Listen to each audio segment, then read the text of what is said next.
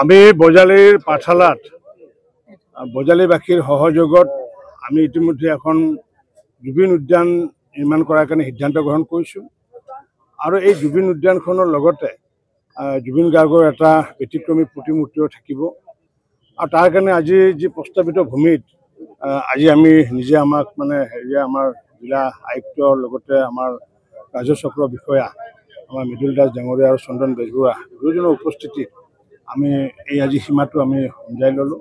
Advance প্ৰচেছন হিচাপে তেওঁলোকে আগবঢ়ালে আৰু তেওঁলোকে ইয়াতে প্ৰায় 4 কঠা মাটি আবণ্টন দিয়াৰ কাৰণে প্ৰক্ৰিয়া ইতিমধ্যে আৰম্ভ কৰিছে আৰু এই 4 কঠা মাটিটো প্ৰায় 600 ফুট আমাৰ পথৰ লগত মূল পথৰ লগত সংলগ্ন আৰু ইয়াৰ বহলটো হৈছে প্ৰায় 27 ফুট হ'বগৈ।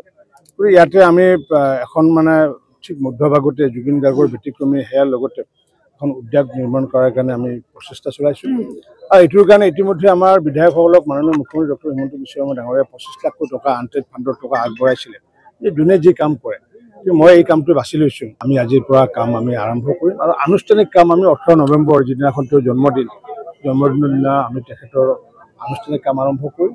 বহুতে কয় প্ৰাণৰ শিল্পী মনৰ শিল্পী প্ৰতিগৰাকীয়ে শিল্পী আমাৰ প্ৰাণৰ শিল্পী মনৰ শিল্পী, কিন্তু তেখেত হৈছে বিশ্বশিল্পী। কাৰণ এইকাৰণে যে যিয়ে নেকি প্ৰায় 42,000 গান তেওঁ নিজে গাই পেলাই 38,000 গান তেখেতে ইতিমধ্যে সংৰক্ষিত হৈ আছে, যিয়ে নেকি 43টা ভাষাত গাইছে আৰু যাক নেকি ইতিমধ্যে humming king of the world বুলি কৈছে গুগলে। গতিকে এইগৰাকী ব্যক্তি প্ৰকৃতাৰ্থত এজন বিশ্বশিল্পী। গতিকে এইগৰাকী বিশ্বশিল্পী তেওঁৰ যি কৰ্ম তেওঁৰ যি আছে যি কাম কৰি থৈ গৈছে অসমীয়া জাতিটোৰ কাৰণে বা ভাৰতবৰ্ষৰ বাবে।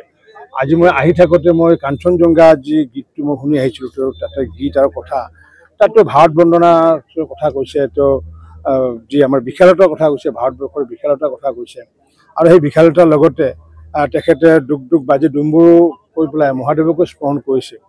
গতিকে এইগৰাকী ব্যক্তি তেওঁ নিশ্চিত ৰূপত জাতিও আছে ধৰ্মও আছে, বিভিন্ন বিভ্ৰান্ত কৰি আছে তেওঁ জাতি নাই ধৰ্ম নাই বুলি। তেওঁ জাতি ধৰ্ম নাই বুলি তেওঁ কাহানিও কোৱা নাই। তেওঁ কাঞ্চনজংঘাতহে কৈছিলে মোৰ আজিৰ পৰা মোৰ কোনো জাতি নাই ধৰ্ম নাই। সেইটো আছিলে যে কাঞ্চনজংঘাক লৈ গৈছিলে, কাৰণ কাঞ্চনজংঘাখন হৈছে এখন পৰ্বত পাহাৰ নদ নদী পশু পক্ষী তৰু লতা এইবোৰৰ কোনো জাতি ধৰ্ম নাথাকে, মানুহৰ জাতি ধৰ্ম থাকে। যেনেকৈ সনাতন ধৰ্ম আমাৰ ইছলাম ধৰ্ম আছে, বৌদ্ধ খ্ৰীষ্টান আছে, শিখ আছে, বিভিন্ন সকলো মানুহৰে পৃথিৱীত যিমান মানুহ আছে সকলো মানুহৰ ধৰ্ম আছে, ধৰ্ম নোহোৱা মানুহ কোনো নাই। গতিকে জুবিন গাৰ্গৰ ধৰ্ম এইকাৰণে আছিল বুলি মই কওঁ যে আমাৰ সনাতন সংস্কৃতিত আমাৰ 60,000 আমাৰ ঋষি আৰু আমাৰ মুনিসকলে আমি গুৰু হিচাপে লৈছিলোঁ আৰু ভগৱান শ্ৰীকৃষ্ণ গুৰু হিচাপে লৈছিলে।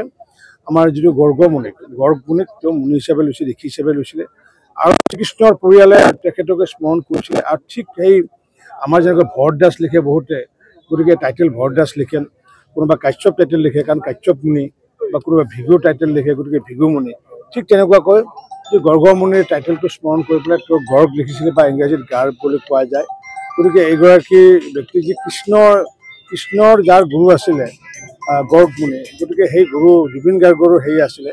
গতিকে জুবিন গাৰ্গে কাহানি জীৱনত কৰি থৈ যোৱা নাই, তেওঁ অন্ত্যেষ্টিক্ৰিয়াৰ কামৰ ক্ৰিয়াৰ সময়ত কোনো বৈদিক কৰ্ম কৰিব নালাগে বুলি কোৱা নাই, যাৰ কাৰণে আমি শ্মশানত তেওঁৰ বৈদিক বেদ পাঠ কৰা হৈছিলে, তেওঁ অন্ত্যেষ্টিক্ৰিয়াৰ সময়ত তেওঁক নাম কীৰ্তন কৰা হৈছিলে।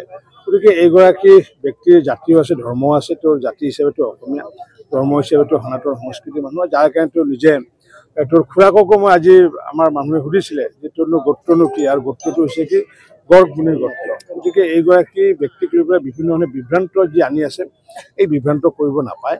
গতিকে এইগৰাকী আমাৰ হিয়াৰ আমঠু বিশ্বশিল্পী জুবিন গাৰ্গক আমি সমগ্ৰ বিশ্বৰ লগতে ভাৰতবৰ্ষৰ লগতে আমি বজাই জীয়াই ৰখাৰ এটা প্ৰয়াস কৰিছোঁ।